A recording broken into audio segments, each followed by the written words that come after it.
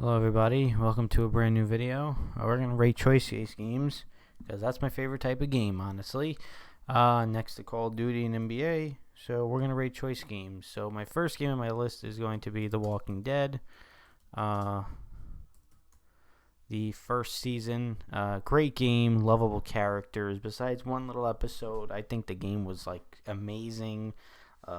Follow-up characters, I think it was perfect, honestly. Besides the one episode 4 was pretty bad, but other than that, the whole game is amazing. Number 4 game, favorite of all time. Number 2, we are actually going to put Life is Strange, because, oh wow, we have the whole list here. Can I just put the game?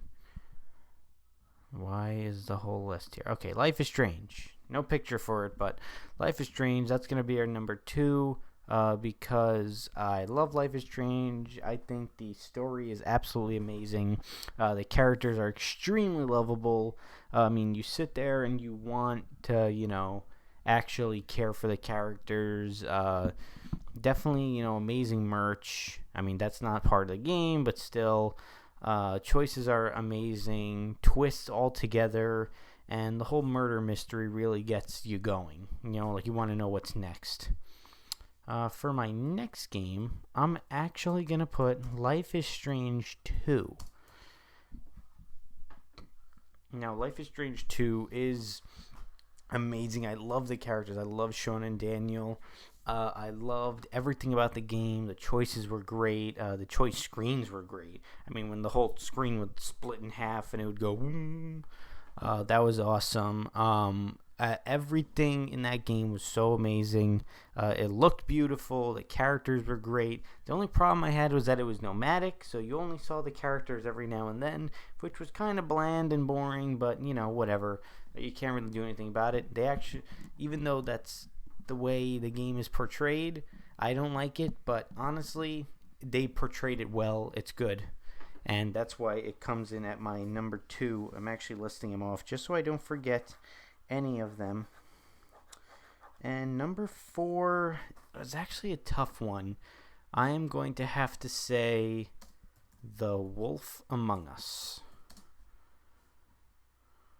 Now, I say The Wolf Among Us because The Wolf Among Us was a great mystery game. It was amazing characters. I mean, you actually liked the characters. There was a lot of characters due to it being a mystery. So it was actually got really interesting. The bad girl, I should say, actually was really cool, really awesome, and it was definitely had amazing story in it, and it even led to a what do you call it? A foreshadow, a suspenseful ending. That's what I meant to say. Suspenseful ending, and they're even coming out with a second game, so that's how good it was, and that's why it's going on my number 4. Number 5, I'm going to have to say Detroit Become Human. Now, I say Detroit because Detroit is actually one of the best choice games ever played.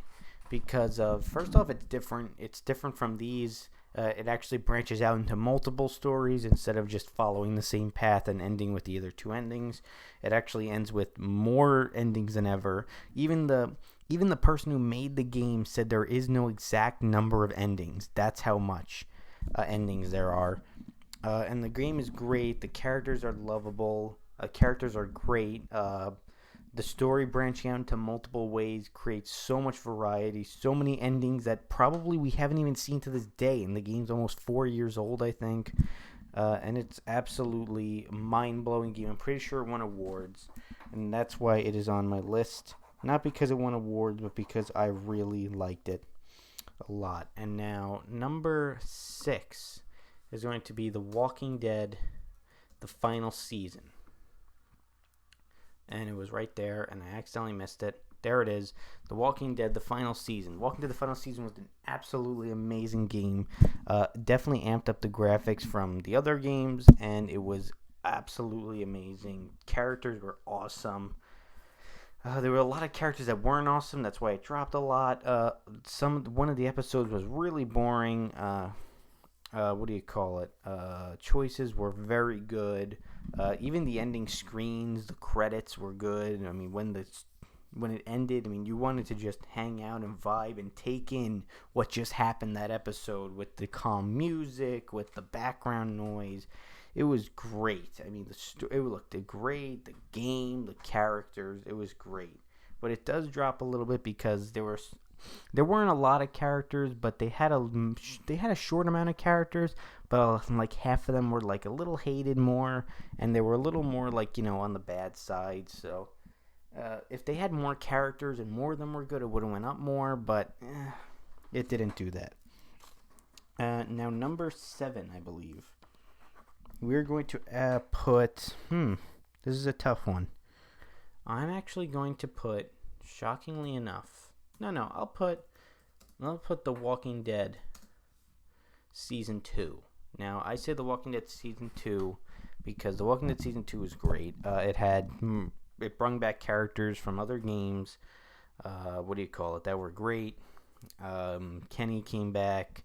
The story switched. Now there's more than 2 endings, actually. There's like 4 or 3.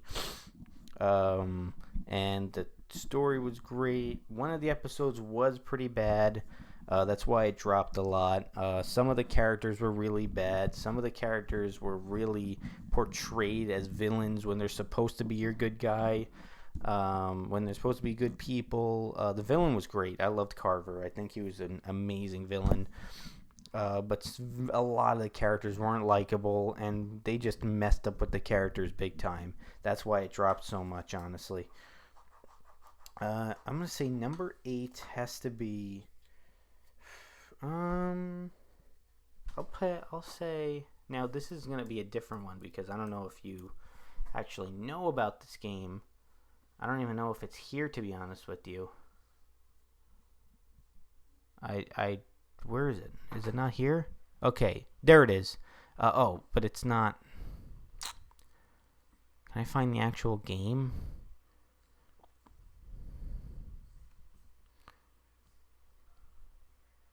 Okay, we'll just use the Batman Episode 1. Unfortunately, we can't find the game. It's not that popular, so don't be shocked. We'll just use this. Batman, the Telltale series. I say this one because as much as the game wasn't like the other ones, obviously there's not lovable characters. It's a superhero game, so you're going to have the max of like 4 different characters. It was still good. It was still a great game. The story was good. The ending was very good.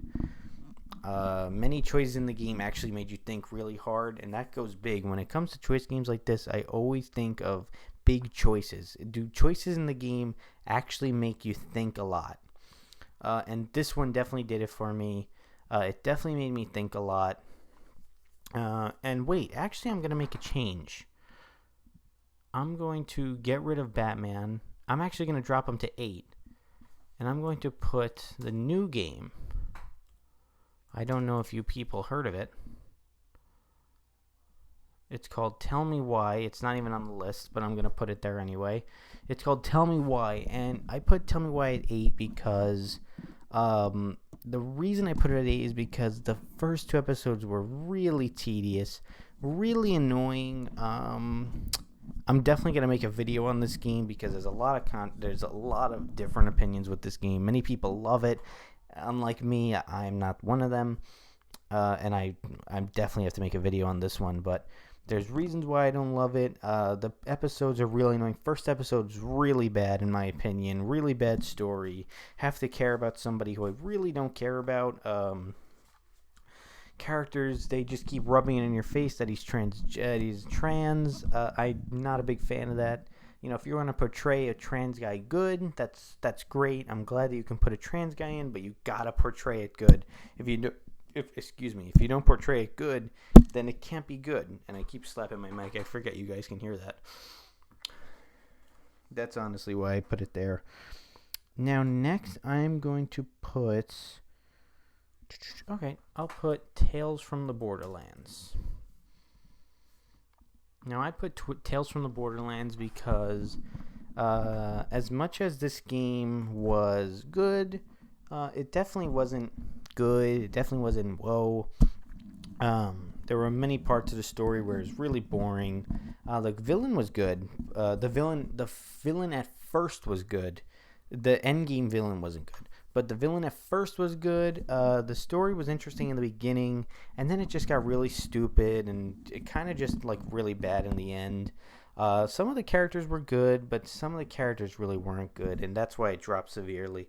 It would have been good, and I like Borderlands. I like the games, but the problem is that it's just the characters, man. They messed up big time with that. Okay, what next? We have 4 games left. I'll put The Walking Dead: A New Frontier. Is it here? Well, The Walking Dead: A New Frontier is my next one.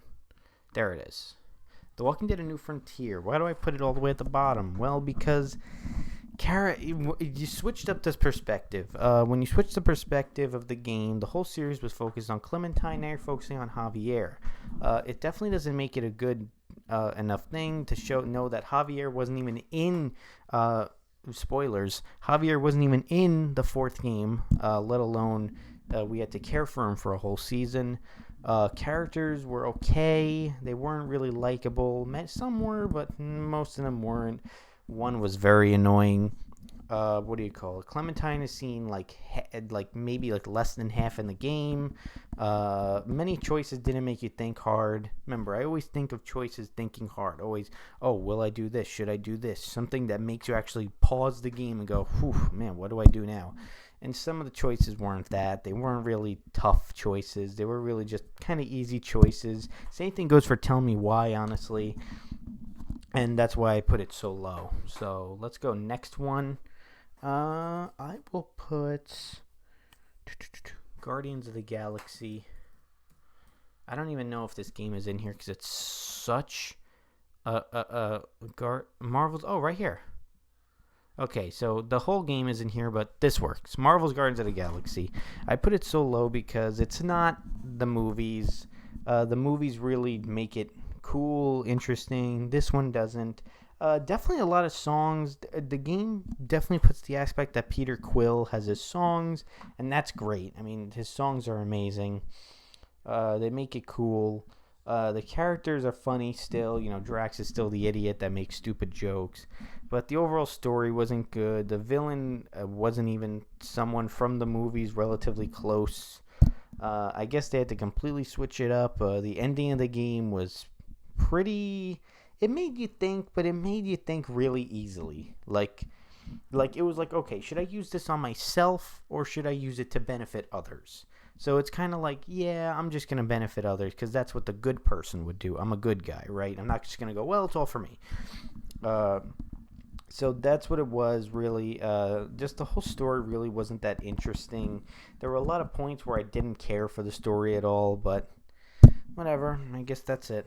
And shockingly not coming at last, many people will be surprised with this one, actually, is Life is Strange Before the Storm. Life is Strange Before the Storm. There it is. Life is Strange Before the Storm. Why is it so low? There is a point in games when there's plot points and plot holes. Plot holes really, really upset me. Aside. See, now when there's something like plot holes, I don't mind 1 or 2 maybe. But when there's big plot holes that happened in previous games, that even in big choices, if there's a big choice plot hole, that's not good. I mean, you can think out of the box to maybe prevent that plot hole, but even then, when Rachel said, what do you call it? What will it take to convince you? And you could say bracelet. How does Frank end up getting that bracelet? Again, you could think out of the box and say, oh, well, Frank's a thief. He's a criminal. So him stealing wouldn't be that shocking. Yes, but I'm pretty sure something as memorable to Chloe as Rachel's bracelet when she passed away wouldn't leave her sight ever. You know what I'm saying? So a lot of plot points, a lot of things that really upset me in the game. A lot of characters were bad. Many were hated. Some scenes were good, but a lot of them were seen useless. I think the tabletop scene's the best. Honestly, I'm going to be straight up with you. Tabletop scene is godly. But other than that, many things in there were stupid. I liked the bad guy, but Rachel was good. I liked Rachel too. I just didn't like how the story went. I just didn't like how it went. I just didn't like how it goes. I didn't like the mom. I didn't like any of that. That bothered me completely. And finally is the other game. It's definitely not here because it wasn't here before. So I'm just going to put it in. It's called Batman the Enemy Within. Now, the Batman the Enemy Within. Why do I put this game here is because the game was, compared to the first Batman, this game was bad. I mean, this game was terrible. This game was really bad. It took a step down instantly. Many choices weren't thinking, didn't require thinking. Many characters are annoying. The story really took a turn. I mean, the first game was interesting with the choices and what you're going to do and what to do next. And, should you sacrifice, your secrecy for your characters? Well, this game is just really, really bad. The characters are annoying. I'm repeating myself at this point, but it's honestly just so bad. Choices are stupid. Story is really dumb. Main villains die in like the first episode. Why? I'm sorry, that's a spoiler. Just don't play it. Main characters die in the first episode. I mean, it's just something I would never play that game again. I don't think I would even play an episode again. It was that bad. There was nothing in that game that I could say, wow, I like that part. Nope, couldn't say it. And that's why it's at the bottom, and that's why it's over. All right, well, thank you guys. I'm out. Peace.